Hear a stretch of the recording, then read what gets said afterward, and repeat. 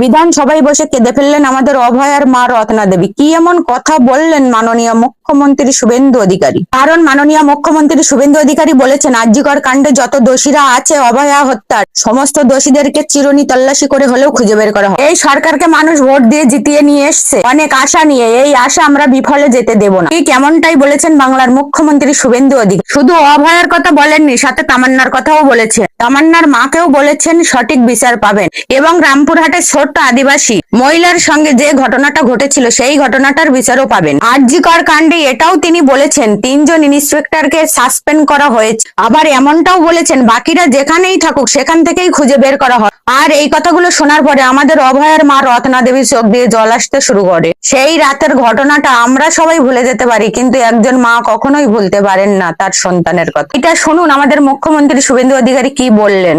যত মহিলাদের উপরে, বোনেদের উপরে, কন্যাদের উপর অত্যাচার হয়েছে খুঁজে খুঁজে বার করব।